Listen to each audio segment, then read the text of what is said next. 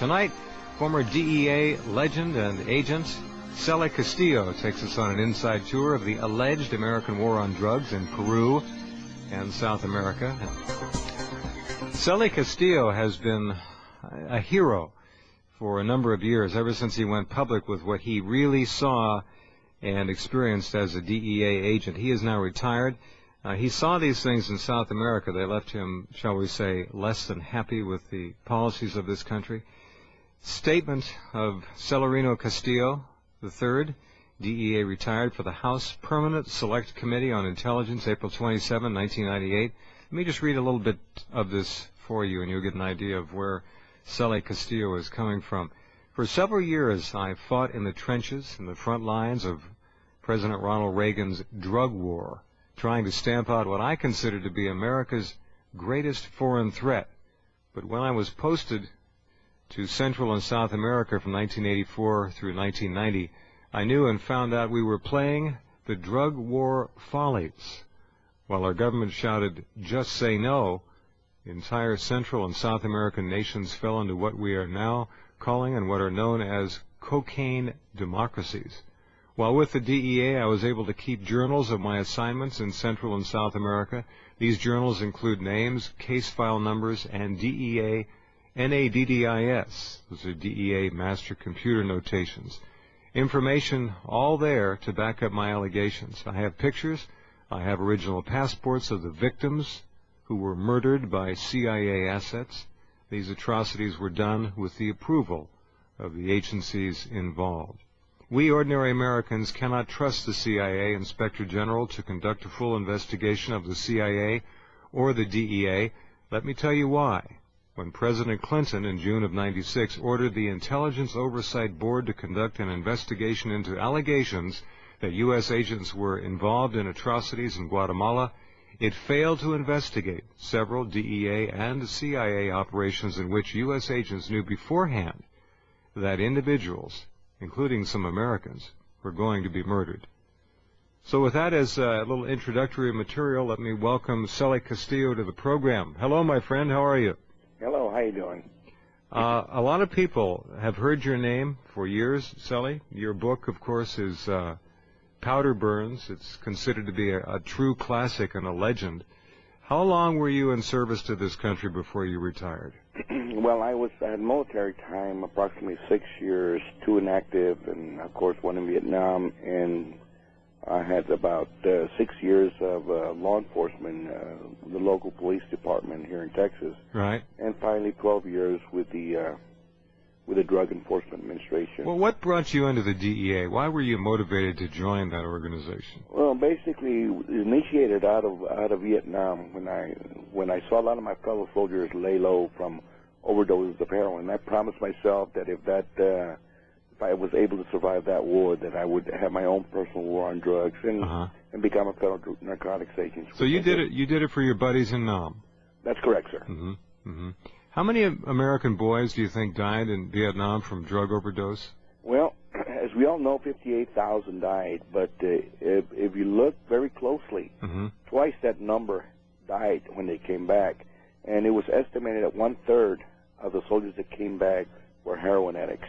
And this was a government report that was released a couple of years ago. Sure, I remember that. Yeah. So guys were, because it was so horrifying over there, so confusing, so insane, they were seeking escape, as many Americans back here were doing with pot and normal drugs, and they were shooting up. Exactly. You got to remember that the average age of a U.S. soldier in Vietnam was 18, 19 years of age. But these are little kids. Exactly. They never left home before. You know, Yeah. A lot of them were country boys that they really never left home, and they found themselves in a strange country with different cultures and so forth, and then receiving the Dear John letters and missing Sure. home dearly, and watching their friends get killed in front of their Exactly. eyes and everything. I mean, the stress and the horror. A lot of you folks listening lived it, and we honor and salute each and every one of you. Even though that war, as we know now, was a hoax and a sham, we weren't allowed to win it.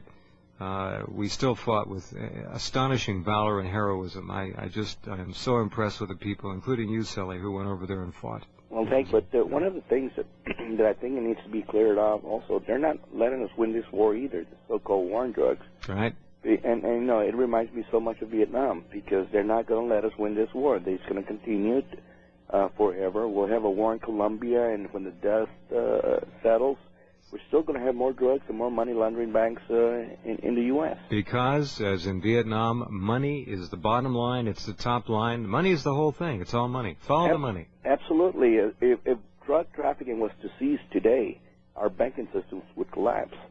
Wow, that's quite a statement. Yes, sir. That's an amazing statement. Absolutely. If drug trafficking were to cease today, our banking systems and institutions would collapse. Absolutely, sir. Wow. That's we're talking hundreds of billions of dollars, if not trillions, ultimately. That's correct. Wow. That's correct. It's just so much money, and people think, well, maybe we legalize drugs. They're never going to let it happen, not because, you know, whatever reason. It's just that there's so much money to be made on it. How long did you serve in South America? I did a total of 6 years in Central America, 5 in Central, and about a year and a half in South America, specifically Peru and Colombia. I'm going to jump sideways just for a minute, if I can, Sally. I read an article, in fact, I put it on my website recently, about, it had to do with American street gangs, being, some of them, I guess they were sent out of the U.S. They were found to be illegally here, but they were members of gangs. They were sent back to Guatemala, Honduras, and so forth. And when they went back home, and where they are now, the prisons down there are beginning to fill up with many of them. These gangs have actually exported to Central and South America, but mostly Central America, terrorism, murder, violence, drug dealing, brutality, the same things we see here in the streets of major cities is now, in fact, becoming a cancer in many of the cities in Central America. Is this true? Absolutely, specifically Salvador. There was a lot of Salvadorians that were deported, that were gang members, and with their connections in the U.S., they were able to now get heavily involved in drug trafficking and arms smuggling and so forth. Right. And that's the reason. And now we have a lot of kidnappings for ransom and so forth. That's right. Yeah. We saw it in Mexico, we've seen it in Central America, and we saw it in just basically everywhere in Central and South America. So we are exporting gang violence and murder basically to the southern part of this hemisphere now. That's correct, sir. It's crazy. It's just getting crazier all the time. It's ludicrous, yes, sir. When you were in the DEA and dealing with all this garbage, do you remember a point? Was there a crossover that came and went in your life when you said, this is nuts, I'm out of here, I'm going to keep records, this is wrong? Do you remember that point? You know what, I think very vividly I remember this, because to understand my story, first you have to understand that I do come from a very patriotic family. You know, we all my uncles and my father all served their country, and being the only son in the family, my dad says, you know what, you got to pay dues to your country, and you got to serve in the U.S. military, and I did. But bottom line, and I really strongly believe that by putting my life on the line, I would make a difference in saving my country. So when I was down in South America, and I first saw the U.S. government support to those governments who were sleeping with the cartels, and I said, well, you know what, there's something definitely wrong here, because when you see for example, the Peruvian military playing soccer ball with the Colombians on Sunday afternoon, and I'm talking about Colombian traffickers, I said, there's something wrong. And when the banks in Lima, Peru went down to the jungles to buy dollars, I said, you know, there is definitely wrong. Oh, man. They actually went out to the backcountry in the jungles to buy dollars. Oh, absolutely. They went down into the Andes to, you know, all the big jets would fly in and pick up dollars and take them back to the banks in Lima. We keep hearing stories, and Sherman Skolnick was on the other night talking about the Japanese mafia coming, the Yakuza, coming over here late at night and literally picking up suitcases of cash in Chicago from banks and then flying it out of here. I guess it's what you're talking about, this mega-billion-dollar illegal banking trade that goes on all the time. Exactly. There's just so much money being made. If you look at let me give you an example, a very clear example of how the United States government, we're talking about Panama. Yeah. We took Noriega out because he was involved in money laundering and drug trafficking and so forth. Yeah, as soon as we took him out, we got more banks in Panama now laundering money than when Noriega was there. I've heard that. What did Noriega do that cost him his little stewardship of that operation down there? He must have made a mistake. Well, his mistake was that he got a little cocky and got a little powerful because he was dealing with the cartels and playing with Cuba and so forth. And what happened to him was when the U.S. government asked him to train the Contras in Panama, he said no. I'm not going to get involved in that.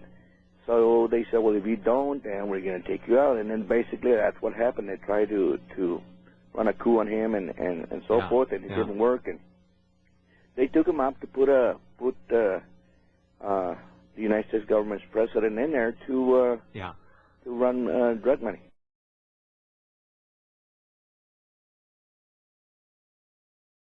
That was an amazing thing to watch play out on the American media stage. From your perspective, watching the whole Noriega caper must have been, I guess you had to laugh at it at some point, didn't you?